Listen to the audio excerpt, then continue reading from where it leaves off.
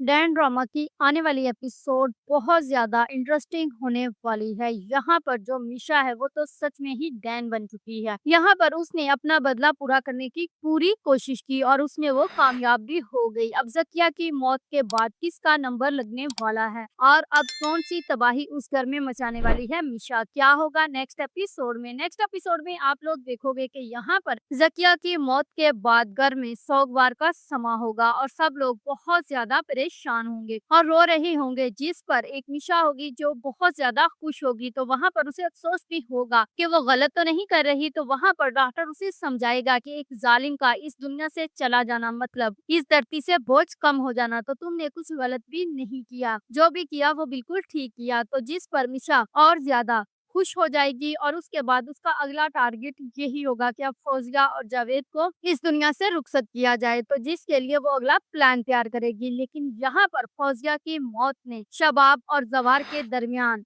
दूरियां पैदा कर दी हैं, जिस पर जो फौजिया है वो अपनी बहन की मौत का जिम्मेदार किसी और को नहीं बल्कि सिर्फ और सिर्फ शबाब को समझ रही होगी। तो जैसे ही वहां से जनाजा उठने लगेगा तो वहां पर फौजिया चीखना चिल्लाना शुरू कर देगी और शबाब को यही कहेगी कि तुम ही मेरी बहन की कातिल हो और तुमने ही मेरी बहन को मारा है। जिस पर आप लोग देखोगे कि शबाब भी खुद को कसूरवार समझना शुरू कर देगी और वहां पर बैठी जो मिशा होगी वो दिल ही दिल में मुस्कुरा रही होगी और ये कह रही होगी कि वाह किस तरह इस घर की तबाही उतरी है और इन लोगों ने तो ये चाहा था कि ये मुझे कत्ल करके सुकून से बैठ जाएंगे, लेकिन ऐसा कुछ भी नहीं हो सकता। तो दूसरी ही तरफ आप लोग देखोगे कि मिशा अपने कमरे में जाएगी, वहां पर फौजिया की तस्वीर लेगी और किचन में आकर उसे जला देगी और उसके बाद वहां पर जो शबाब की माँ है उसे मिशा पर शक होना शुरू हो जाएगा और वो वहीं पर उसे रोक कर कुछ पूछेगी, जिस पर मिशा जो है वो उसे भी सफाई दे देगी और वहां से भी कामयाब होकर निकल जाएगी। तो दूसरी ही तरफ आप लोग देखोगे कि यहाँ पर जो शबाब की माँ है वो शबाब को कमरे में जाकर समझाना शुरू कर देगी कि तुम ऐसा वैसा मत सोचो, खुद को इल्जाम मत दो,